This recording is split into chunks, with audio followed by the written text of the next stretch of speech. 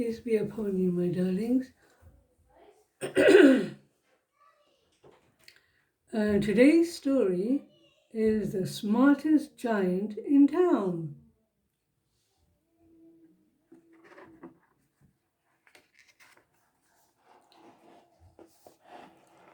Oh, he's very tall, isn't he?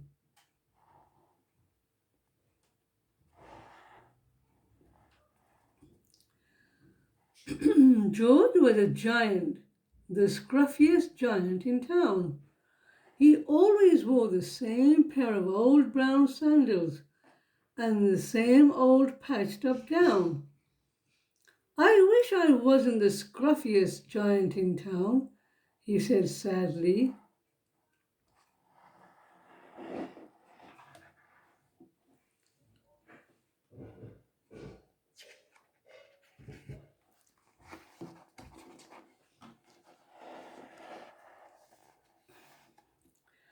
But one day George noticed a new shop. It was full of smart clothes. So he bought a smart shirt, a smart pair of trousers, a smart belt, a smart stripy tie, and a smart socks with diamonds up the sides, and a pair of smart shiny shoes. Now I'm the smartest giant in town, he said proudly.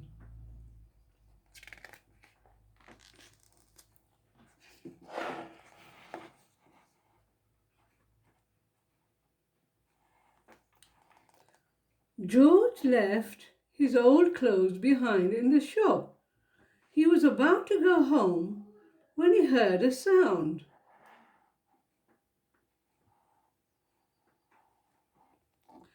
On the pavement stood a giraffe who was sniffing sadly. "What's the matter?" asked George. "It's my neck," said the giraffe. "It's so long and so cold. I wish I had a long warm scarf."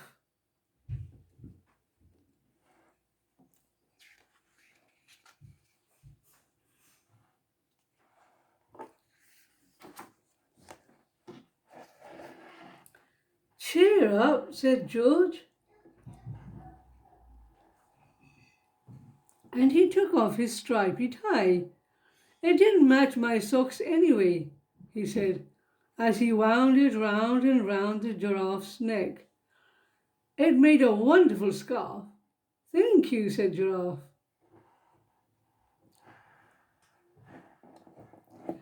As George strode towards home, he sang to himself, "My tie is a scarf for a cold giraffe. But look me up and down. I'm the smartest giant in town."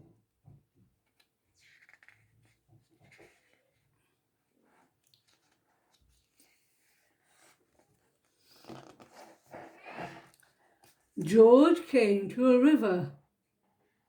On a boat stood a goat who was bleating loudly. "What's the matter?" asked George.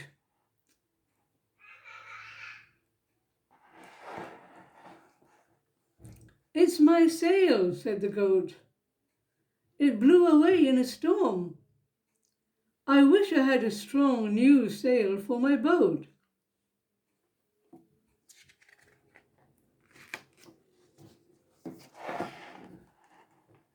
"Cheer up," said George. And he took off his new white shirt. "It kept coming untucked anyway," he said, as he tied it to the mast of the goat's boat. "It made a magnificent sail." "Thank you," said the goat.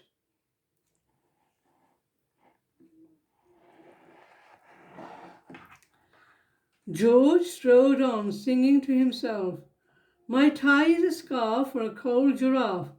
My shirt's on a boat as a sail for a goat. But look me up and down. I'm the smartest giant in town."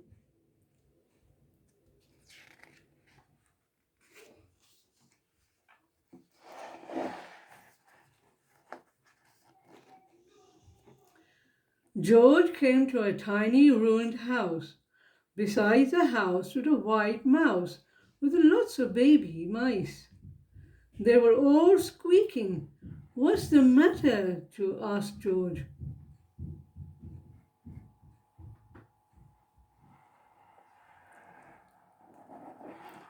"It's our house," squeaked the mother mouse. "It burnt down and now we have nowhere to live. I wish we had a nice new house."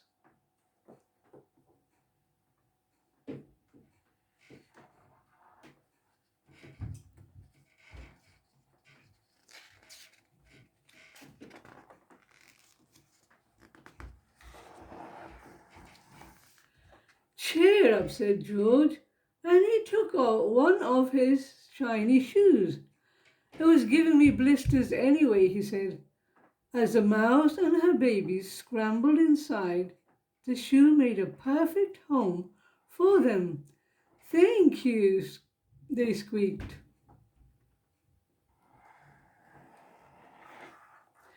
George had to hop along the road now, but he didn't mind. As he hopped, he sang to himself. "My tie is a scarf for a cold giraffe. My shirt's on a boat as a sail for a goat. My shoe is a house for a little white mouse. But look me up and down, I'm the smartest giant in town."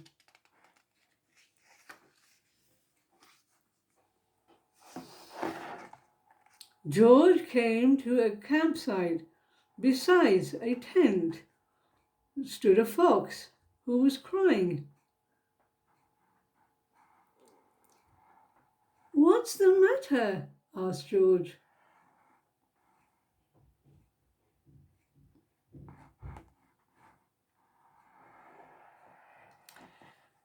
"It's my sleeping bag," said the fox. "I dropped it in a puddle. I wish I had a warm, dry sleeping bag."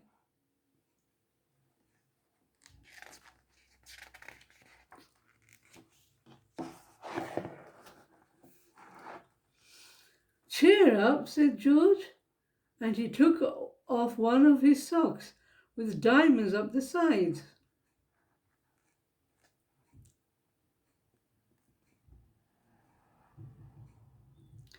"It was tickling my toes anyway," he said, as the fox snuggled into it. "It made a very fine sleeping bag." "Thank you," said the fox. George hopped and singing to himself. "My tie is a scarf for a cold giraffe. My shirt's on a boat as a sail for a goat. My shoe is a house for a little white mouse. One of my socks is a bed for a fox. But look me up and down, I'm the smartest giant in town."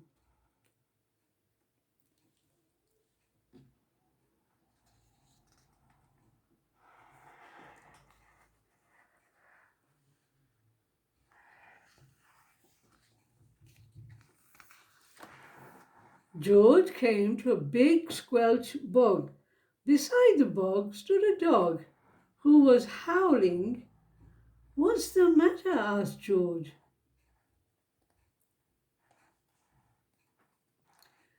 "It's this bog," said the dog. "I need to get across, but I see getting stuck in the mud. I wish there was a safe, dry path."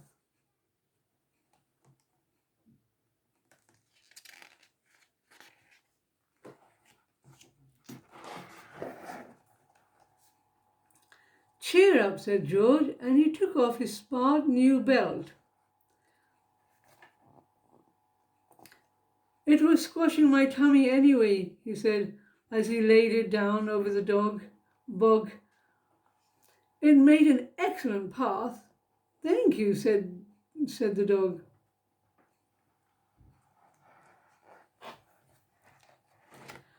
The wind started to blow, but George didn't mind. He hopped on singing to himself. "My tie is a scarf for a cold giraffe. My shirt's on a boat as a sail for a goat. My shoe is a house for a little white mouse. One of my socks is a bed for a fox. My belt helped a dog who was crossing a bog. But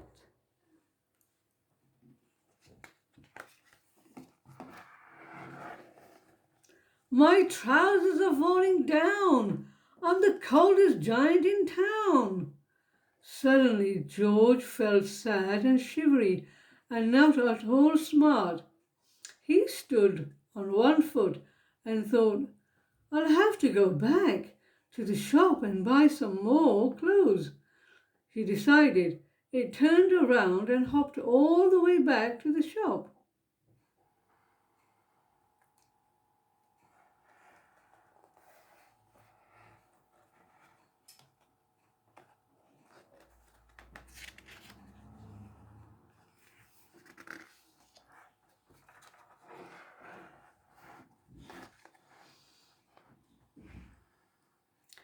But when he got there, it was closed.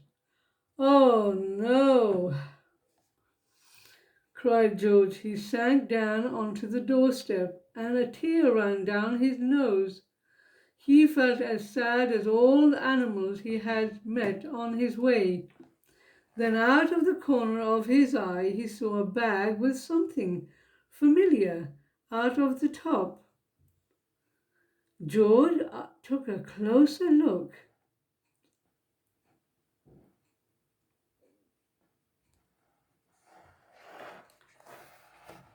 My gown, he yelled.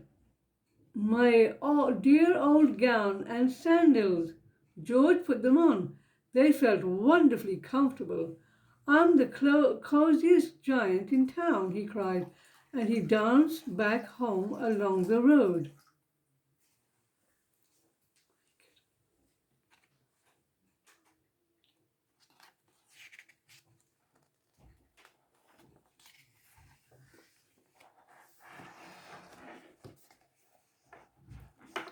Outside his front door stood all the animals he had helped. They were carrying an enormous present. Come on, George, they said. Open it.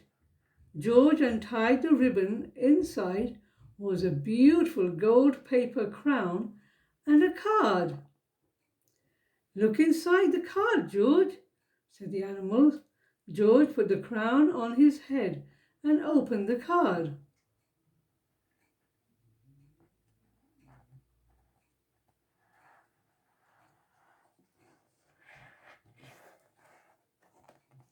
Inside it read, Your tie is a scarf for a cold giraffe.